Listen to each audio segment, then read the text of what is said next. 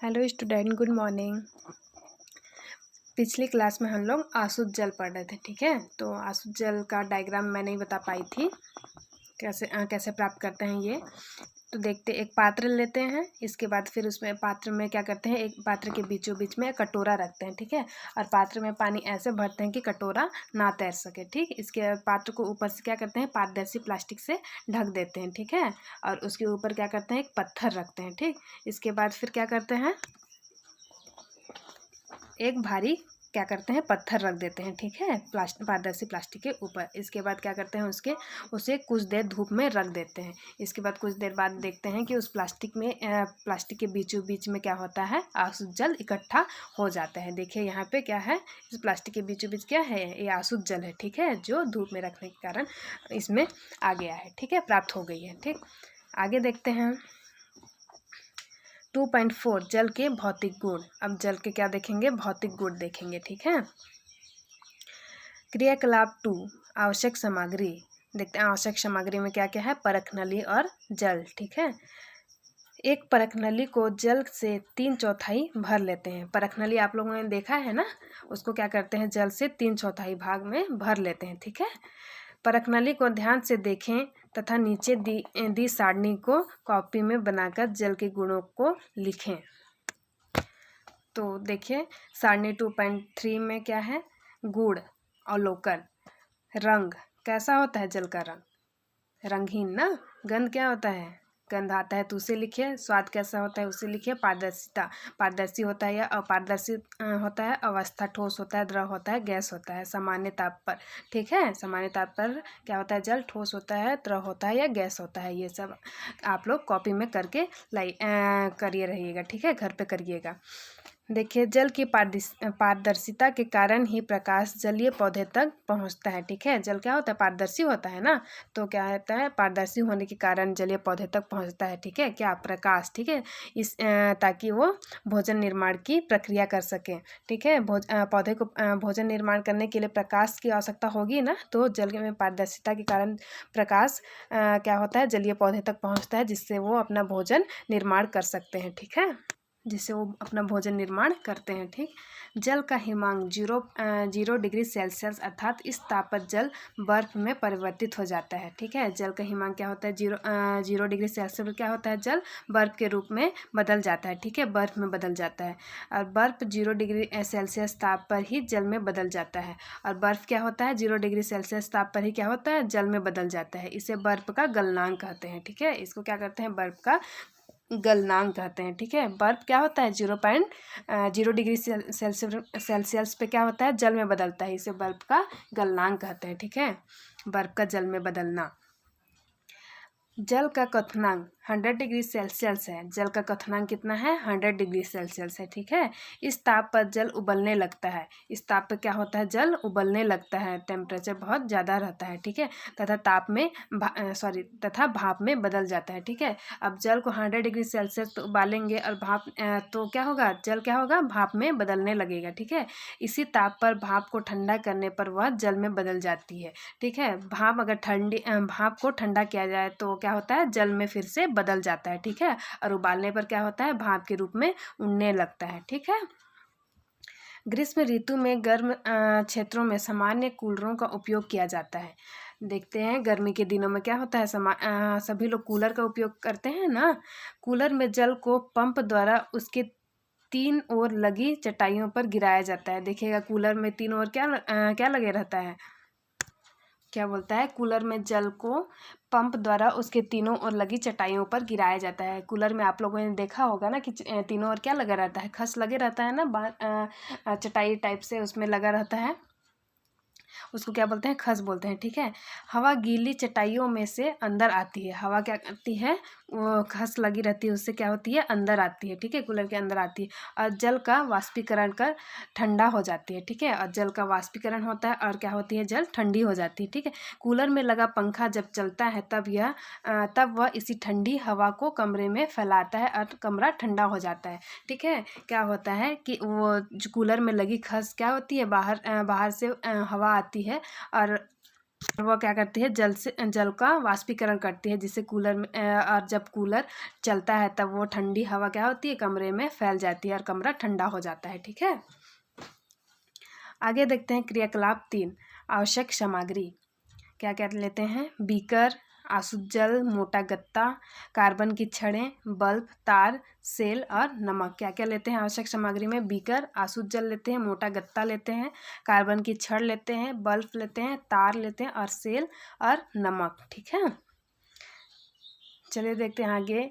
एक बीकर में आसुत जल लें। ठीक है, एक बीकर लेते हैं, बीकर आप लोगों ने देखा होगा ना, ग्लास के समान होता है, कोलसा। ठीक, तो उसमें क्या लेते हैं, आसुत जल लेते हैं। ठीक है, अब मोटे गत्ते में 2 कार्बन की छड़ लगा देते हैं, और जो गत्ता होता है उसमें क्या करते हैं, कार्बन की 2 छड़ लगा देते हैं। ठीक है, तथा उसे चित्र 2.3 के अनुसार बीकर के ऊपर रख दें। देखिए चित्र 2.3 में कार्बन कैसी रखी हुई है, मोटे गत्ते में क्या है, ये कार्बन की 2 छड़ लगी हुई है। ठीक है,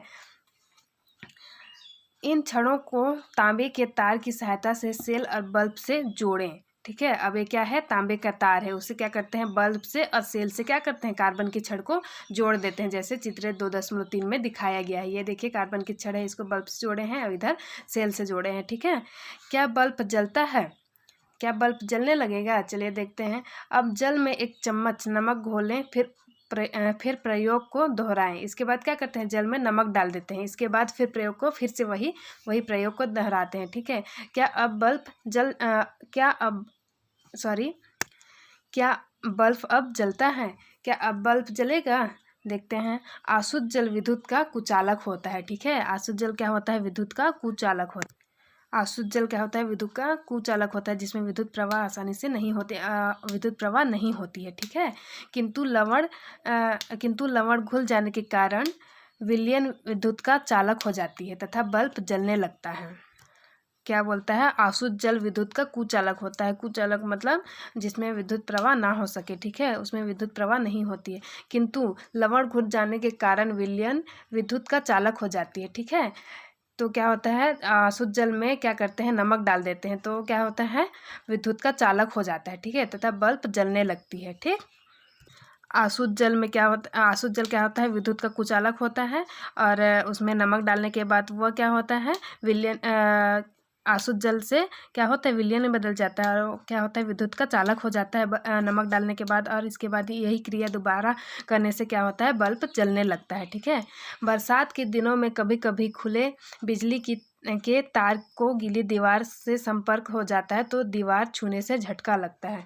बरसात के दिनों में देखिएगा कभी कभी खुले तार रहते हैं, उसको बिजली के तार को गीले दीवार के संपर्क में लाने से क्या होता है, झटका लगता है ना, उसमें भी करंट आ जाता है। ठीक है, तो आसुत जल नहीं रहता है, इसलिए उसमें करंट, दीवारों में क्या होता है, आसुत जल नहीं होता है ना। जो बरसात के दिनों में जो पानी गिरता है वो क्या है, आसुत जल नहीं होता है। जो दीवार में चिपके रहते हैं, दीवार में पड़ते हैं, वो क्या होता है, आसुत जल नहीं होता है। तो इसलिए कभी कभी दीवार में क्या होता है, अचानक से बिजली के तार आ जाती है झटके से, तो क्या होता है, उसको छूने से झटका लग जाता है, क्योंकि आसुत जल क्या है, विद्युत का कुचालक है, और ये तो आसुत जल नहीं होता है, तो ये क्या होता है, विद्युत का सुचालक होता है। ठीक है, तो विद्युत के सुचालक में क्या होता है, विद्युत प्रवाह होता है। ठीक है, तो उसे छूने से झटका लगता है। ठीक है, इसका कारण भी जल में घुले लवणों का के कारण है, जल में विद्युत का प्रवाहित होना।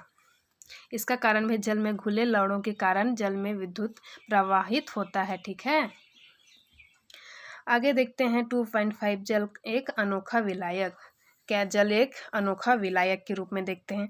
जल में बहुत से पदार्थ घुलनशील हैं, इसे सार्वत्रिक विलायक कहा जाता है। ठीक है, जल में देखिएगा कई पदार्थ घुल जाते हैं, इसलिए इसे क्या कहते हैं, सार्वत्रिक विलायक कहते हैं। ठीक है, किसी विलायक में घुलने वाले पदार्थों को विलय कहते हैं। किसी पदार्थ में जो घुलने वाले, जो किसी पदार्थ में हम किसी चीज़ को डालते हैं घुलने के लिए, तो वो क्या कर देते हैं, वो पदार्थ को क्या कहते हैं, विलय कहते हैं। ठीक है, जब कोई विलायक में घुलता है तब बना मिश्रण विलयन कहलाता है। ठीक है,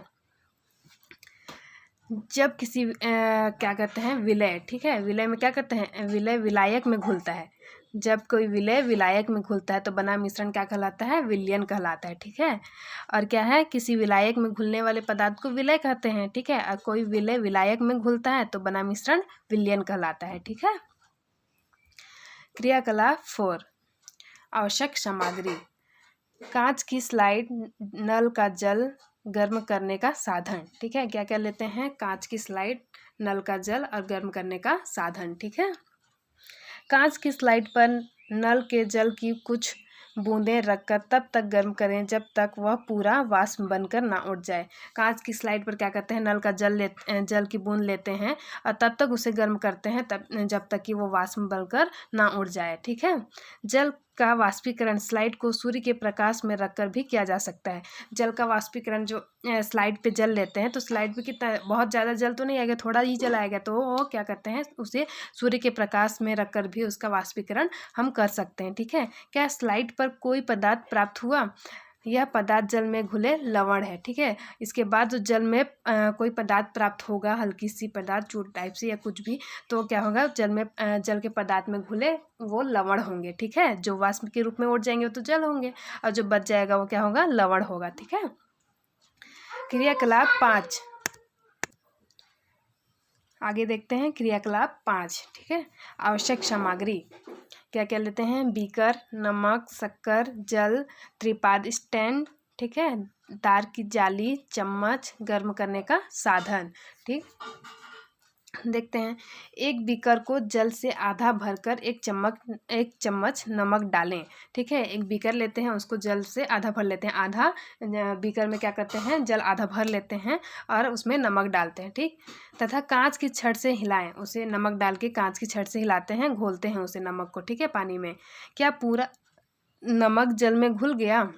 इसके बाद देखेंगे कि पूरा नमक जल में घुलता है कि नहीं। ठीक, नमक के घुल जाने पर क्रमशः आधा आधा चम्मच नमक तब तक डालकर हिलाएं जब तक और अधिक नमक घुलना बंद ना हो जाए। इसके बाद क्या करते हैं? उस पानी में आधा आधा चम्मच तब तक नमक डालते हैं और हिलाते हैं जब तक कि अधिक नमक घुलना बंद ना हो जाए, तब तक कि नमक घुलना बंद ना हो जाए। ठीक है, इस प्रकार प्राप्त विलयन को उस ताप पर उस पदार्थ का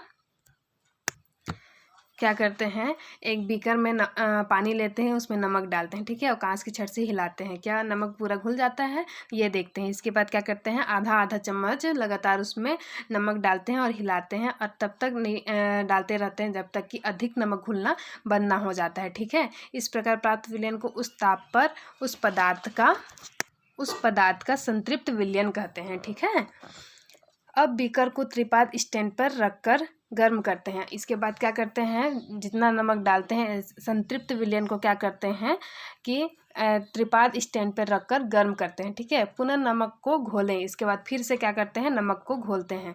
आप देखेंगे कि ताप बढ़ने के साथ साथ नमक और अधिक घुलता है। ठीक है, और ज़्यादा घुलने लगता है कब? ताप बढ़ता है तब। ठीक है, इस प्रकार हम देखते हैं कि तापमान में परिवर्तन के साथ विलयता बदलती रहती है। ठीक है, तापमान में परिवर्तन, जैसे जैसे तापमान में परिवर्तन होता है वैसे उसी के साथ विलयता क्या होती है? बदलती रहती है। ठीक है, जैसे स्टैंड में क्या करते हैं? जिस जल में बीकर में जल रखे थे, इसके बाद नमक घोल रहे थे तो वो भी घुल रही थी, लेकिन थोड़ी जल्दी नहीं घुल रही थी, लेकिन उसको जैसे ही गर्म करते हैं और नमक डालते हैं तो वो और तेज़ी से घुलने लगता है। ठीक है, तो क्या होता है? तापमान में परिवर्तन के साथ क्या होती है? विलयता बदलती जाती है। ठीक है, यदि प्रयोग शक्कर तथा अन्य पदार्थों के साथ दोहराएं, आप देखेंगे एक संतृप्त विलयन बनने के लिए प्रयुक्त पदार्थों की मात्रा भिन्न भिन्न होती है, अर्थात भिन्न भिन्न पदार्थों की जल में विलयता अलग अलग होती है। ठीक है, अब ये तो नमक की हो गई, अब शक्कर को घोलेंगे तो और ज़्यादा टाइम लगेगा ना, और अन्य पदार्थों के साथ दोहराते हैं तो आप देखेंगे कि संतृप्त विलयन बनने के लिए प्रयुक्त पदार्थों की मात्रा क्या होगी? भिन्न भिन्न होगी, अलग अलग होगी। ठीक है, और जल में विलयता भी अलग अलग होगी। ठीक है, कुछ निश्चित ताप पर किसी पदार्थ की 100 मिलीलीटर जल में विलय अधिकतम मात्रा उस पदार्थ की उस ताप पर विलयता कहलाती है। ठीक है, क्या बोलता है? निश्चित ताप पर, एक निश्चित ताप पर। ठीक है, ना उसको बढ़ाया जाए ना कम करना जाए, एक निश्चित ताप पर किसी पदार्थ की 100 मिलीलीटर जल में विलय। ठीक है, किसी पदार्थ की क्या करते हैं? 100 मिलीलीटर जल में विलय अधिकतम मात्रा। ठीक है, उस पदार्थ की उस ताप पर क्या कहलाती है? विलयता कहलाती है। ये आप लोग याद रखिएगा। ठीक है, अंडरलाइन कर लीजिए इसको कि किसी निश्चित ताप पर किसी पदार्थ की 100 मिलीलीटर जल में विलय अधिकतम मात्रा उस पदार्थ की उस ताप पर उसकी विलयता कहलाती है। ठीक है, जल में ठोस ही नहीं बल्कि गैसें जैसे ऑक्सीजन, कार्बन डाइऑक्साइड इत्यादि भी विलय हैं। ठीक है, जल में ठोस ही नहीं, ठीक है, जल में खाली ठोस ही नहीं बल्कि ऑक्सीजन भी, कार्बन डाइऑक्साइड आदि भी विलय होता है, उसमें घुलता है। ठीक है, घुले रहता है। कार्बन डाइऑक्साइड गैस जल में ऑक्सीजन की अपेक्षा अधिक विलय है। कार्बन डाइऑक्साइड क्या है, ऑक्सीजन की अपेक्षा अधिक विलय, अधिक घुलता है। ठीक है, शीतल पेय बनाते समय अधिक दाब पर कार्बन डाइऑक्साइड गैस जल में विलय की जाती है। जब शीतल पेयजल बनाते हैं, ठंडी पीने योग्य जल बनाते हैं, तो क्या होता है, उस टाइम अधिक दाब पर क्या होता है, कार्बन डाइऑक्साइड गैस जल में आसानी से विलय हो जाती है। ठीक है, गैस की जल में विलयता ताप वृद्धि के साथ कम हो जाती है। गैसों में जल की विलयता क्या होती है, गैस में जल की विलयता अधिक ताप वृद्धि के साथ, जैसे जैसे ताप बढ़ता है तो वैसे वैसे वो कम हो जाती है। ठीक है, यही कारण है कि गर्मी के मौसम में कम गहरे तालाबों तथा सरोवरों का जल जब अधिक गर्म हो जाता है तब उसे विलय ऑक्सीजन की मात्रा कम हो जाती है। ठीक है, गर्मी के मौसम में देखिएगा तालाबों का पानी, सरोवरों का पानी थोड़ा गर्म हो जाता है ना, तो उसमें क्या होता है, ऑक्सीजन की मात्रा कम हो जाती है। ठीक है, आगे देखते हैं 2.6 समुद्री जल का खारापन। देखते हैं समुद्री जल का खारापन। ठीक है, समुद्र का पानी क्या होता है, खारा होता है। ठीक है, तो देखते हैं, वर्षा का जल अशुद्ध जल होता है। ठीक है, जब पानी आता है वर्षा का जल क्या होता है, अशुद्ध जल होता है, उसमें कोई अशुद्धियाँ नहीं होती है, लेकिन जिसमें खनिज लवण नहीं पाए जाते हैं, जिसमें क्या होते हैं, खनिज लवण नहीं पाए जाते, किंतु वायुमंडलीय प्रदूषण के कारण उसमें विभिन्न गैस घुल जाती है। देखिएगा, जब वर्षा होती है तो वो अशुद्ध जल होती है, जो आसमान से नीचे गिरता है वो अशुद्ध जल होता है, लेकिन उसमें खनिज लवण नहीं, उसमें खनिज लवण नहीं पाए जाते हैं। लेकिन क्या होता है, वायुमंडलीय प्रदूषण के कारण नीचे पृथ्वी तक पहुँचते पहुँचते क्या है, वायुमंडल प्रदूषण, वायु में तो क्या है, वायु प्रदूषित होती है ना, तो गाड़ी चलती है या चिमनी भट्टियाँ, ये सब के कारण क्या होती है, वायु प्रदूषण हो जाता है। धुआं, धूल के कण, मिट्टी आ जाती है, धूल के कण ये सब आ जाते हैं, धुआं ये सब क्या करती है, वायु को प्रदूषित कर देती है। तो वर्षा जब होती है तो वायुमंडलीय प्रदूषण के कारण क्या होती है, उसमें विभिन्न गैस घुल जाती है। ठीक है, जब यह जल मृदा तथा चट्टानों में से होकर बहता है, जब यह जल मृदा तथा चट्टानों में से होकर बहता है तो उसमें कई प्रकार के खनिज लवण घुल जाते हैं। ठीक है, जब वर्षा का पानी नीचे आ जाता है तब ये मिट्टी में, चट्टानों में से होकर क्या करता है, बहता है, तब उसमें क्या करते हैं, कई प्रकार के खनिज लवण घुल जाते हैं। ठीक है, कई प्रकार के खनिज लवण उसमें मिल जाते हैं। नदियों से बहकर यह जल समुद्र तक पहुँच जाता है। इसके बाद क्या होता है, यह नदियों से बहता हुआ समुद्र तक पहुँच जाता है। इस प्रकार समुद्र के जल में लवणों की मात्रा बढ़ जाती है। ठीक है, ऐसे ऐसे करते क्या होते हैं, समुद्र के जल में अधिक लवण पाए जाते हैं, अधिक लवण मिल जाते हैं। ठीक है, लवणों की मात्रा और बढ़ते जाती है। ठीक, तथा समुद्र का पानी खारा हो जाता है। ठीक, इसलिए ये क्या होता है, समुद्र का पानी खारा हो जाता है। ठीक है, समुद्री जल के 1 लीटर के लगभग 35 ग्राम लवण होते हैं। समुद्री जल के 1 लीटर में क्या होता है, लगभग 35 ग्राम क्या होते हैं, लवण होते हैं। ठीक है, जिसमें अधिक मात्रा में नमक, सोडियम क्लोराइड की अतिरिक्त कम मात्रा में अन्य प्रमुख लवण सोडियम ब्रोमाइड, मैग्नीशियम क्लोराइड तथा पोटेशियम आयोडाइड होते हैं। ठीक है, जिसमें अधिक मात्रा में नमक, सोडियम क्लोराइड के अतिरिक्त क्या क्या पाया जाता है, कम मात्रा में और क्या पाया जाता है, सोडियम ब्रोमाइड, मैग्नीशियम क्लोराइड और पोटेशियम आयोडाइड। ठीक है, किसमें, समुद्री जल में। ठीक है, आयोडीन की अल्प मात्रा हमारे शरीर के लिए आवश्यक है। ठीक है, आयोडीन की क्या होती है, नमक, जैसे कि उसकी थोड़ी मात्रा हमारे शरीर के लिए क्या होती है, आवश्यक होती है। ठीक है, ज़रूरी होती है। समुद्री जल से प्राप्त नमक में थोड़ी मात्रा में पोटेशियम आयोडाइड होता है। समुद्री जल में जो प्राप्त नमक होता है उसमें थोड़ी मात्रा में क्या होता है, पोटेशियम आयोडाइड पाया जाता है। ठीक है, किंतु यह शुद्धिकरण की प्रक्रिया में अलग कर दिया जाता है। इसे क्या करते हैं, शुद्ध करके शुद्धिकरण की प्रक्रिया में इसको अलग कर दिया जाता है। ठीक है, शुद्ध नमक में इसकी निर्धारित मात्रा पुनः मिलाकर नमक को आयोडीन युक्त बनाया जाता है। ठीक है, इसको क्या करते हैं, शुद्धिकरण करते हैं, इसके बाद फिर नमक में इसमें निर्धारित मात्रा में नमक मिलाते हैं और उसका आयोडीन युक्त बनाया जाता है उसको। ठीक है, जो हमें आयोडीन की कमी से होने वाले घेंघा रोग से सुरक्षा करता है। ठीक है, आयोडीन की कमी से कौन सा रोग होता है, घेंघा रोग होता है। ठीक है, तो उससे ये सुरक्षा करता है। ठीक है, क्या करते हैं, जो हमें आयोडीन की कमी से होने वाले घेंघा रोग से हमें सुरक्षा प्रदान करता है। ठीक है, आज के लिए चलिए इतना ही, आगे की क्लास नेक्स्ट क्लास में करेंगे, ठीक है। Bye bye student.